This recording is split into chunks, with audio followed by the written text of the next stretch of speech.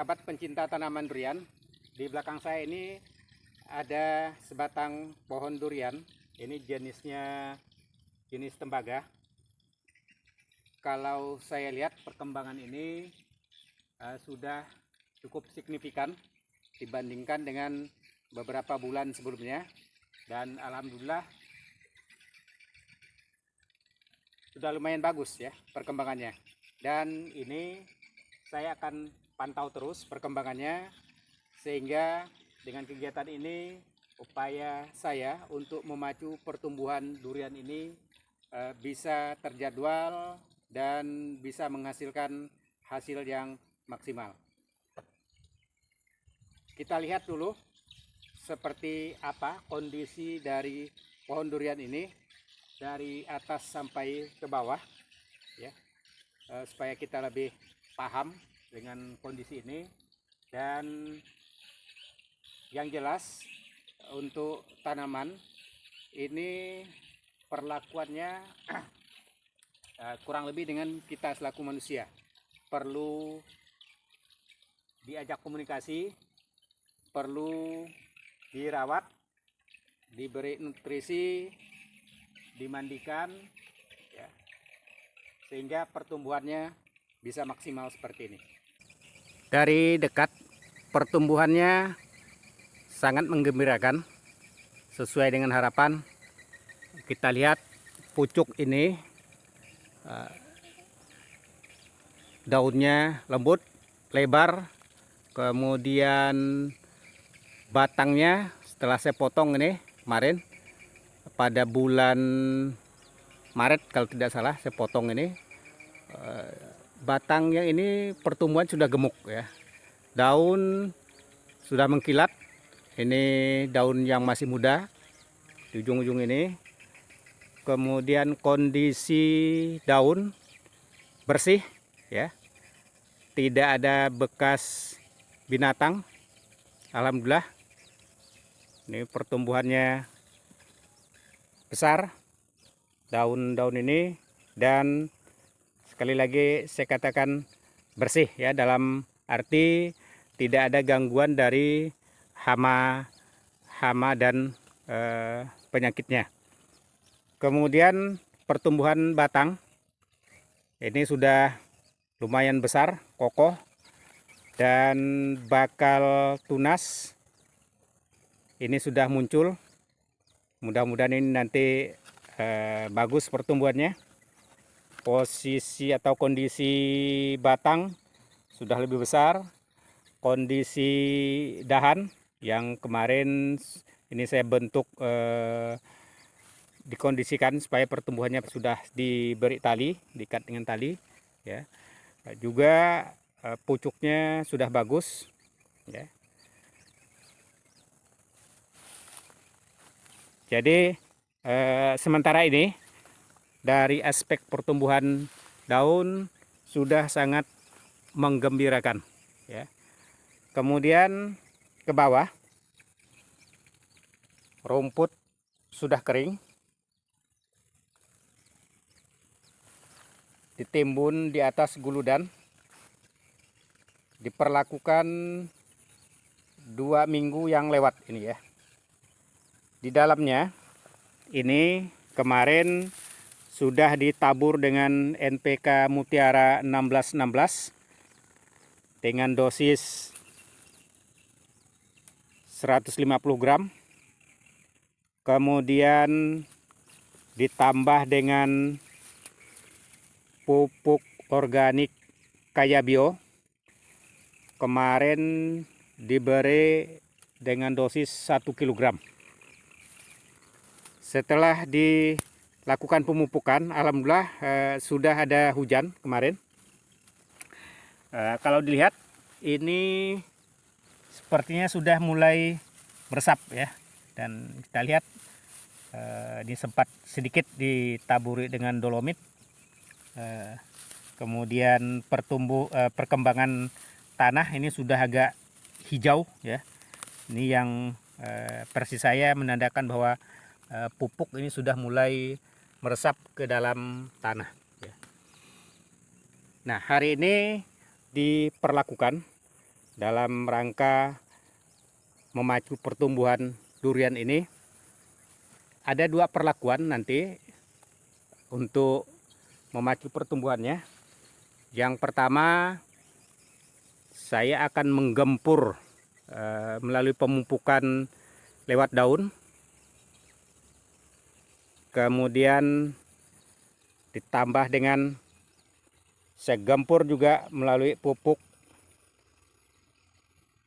organik cair melalui tanah. Artinya pemupukan ini nanti akan saya lakukan dari atas, digempur dari atas, dan digempur juga dari bawah. Supaya apa? Supaya perkembangannya ini nanti cukup maksimal. Untuk melakukan pemupukan ini yang akan dilakukan melalui atas, saya sudah mempersiapkan regen. Ini untuk insektisidanya, supaya nanti daun, batang ini tidak diganggu oleh hama dan penyakit. Kemudian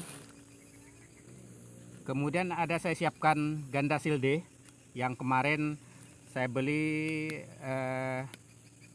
sebanyak 500 gram. Cuma aplikasinya nanti tidak semuanya ya. Kemudian ada botol untuk menyemprot, botol sprayer. Nah, jadi yang dimasukkan dan adalah Gandasil D. Mengapa saya menggunakan Gandasil D? Karena pupuk ini merupakan pupuk NPK makro dan mikro. Nah, nanti aplikasinya melalui daun disemprotkan. Nah, berapa dosis? Saya perkirakan ini sekitar 2 gram ya, perkiraan ya, dengan dosis airnya kurang lebih 1 liter ya. Mengapa saya menggunakan Gandasil D? Karena ini pupuk majemuk lengkap. Unsur yang dikandungnya adalah 14, 12, 14, 1. Artinya pupuk ini Gandasil D ini adalah Gandasil yang diaplikasikan untuk daun. Ada juga orang menyebutnya pupuk foliar. Ini komposisinya adalah 14, 12, 14 dan 1. Artinya 14% kandungan nitrogennya, 12% kandungan fosfatnya, 14% kandungan kaliumnya, dan magnesiumnya 1%. Nah, kemudian masih ada unsur mikronya, terdiri dari mangan, boron, tembaga, kobalt, dan seng. Nah, jadi sudah lengkap ya. Nah, kemudian saya tambahkan insektisida regen sedikit saja ya. Oke, cukup.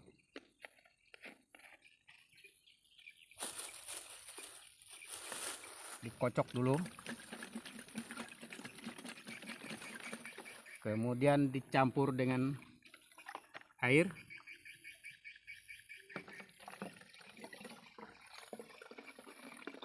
Gunakan air sumur. Kebetulan di lokasi ini ada sumur.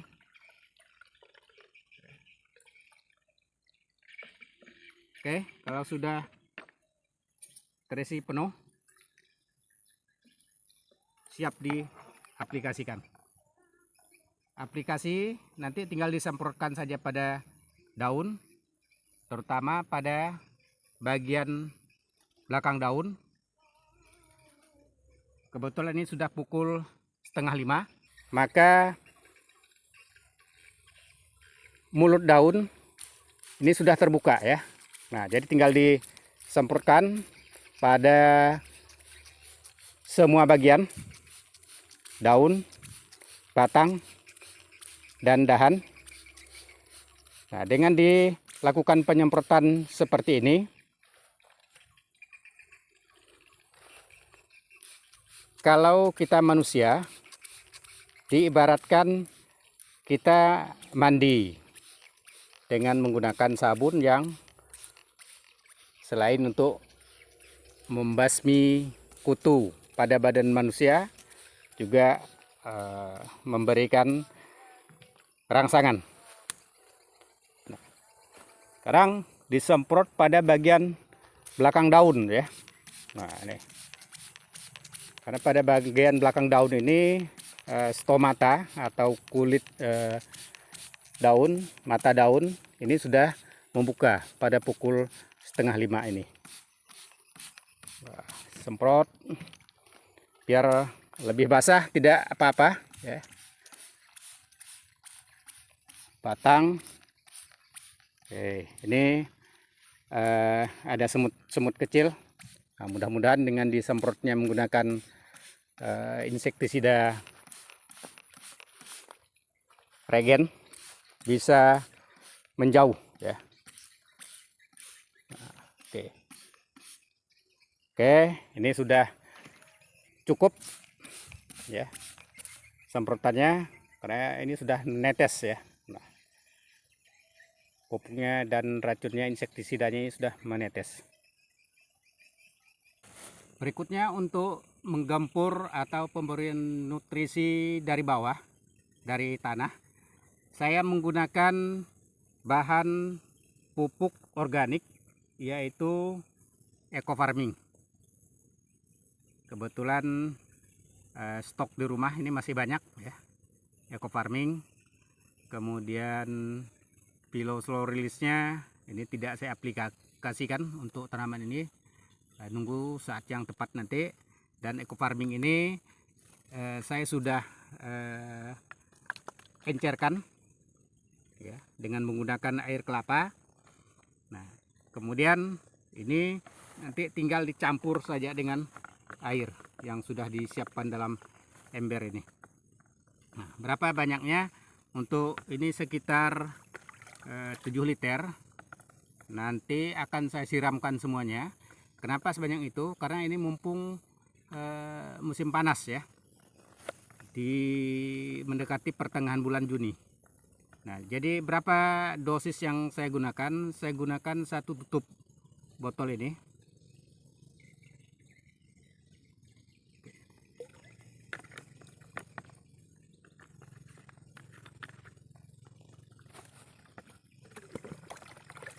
Oke, diaduk.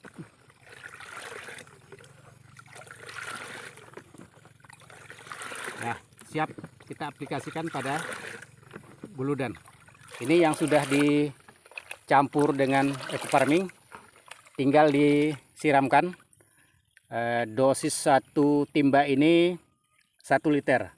Cuma saya, karena ini sudah musim panas pada bulan Juni, semua yang di dalam ember ini saya akan aplikasikan ya. Oke, bismillahirrahmanirrahim. Nah, tinggal disiramkan saja. Oke. Jadi ada 2 fungsi. Pertama untuk menyiram sehingga tanah ini menjadi lembab. Yang kedua,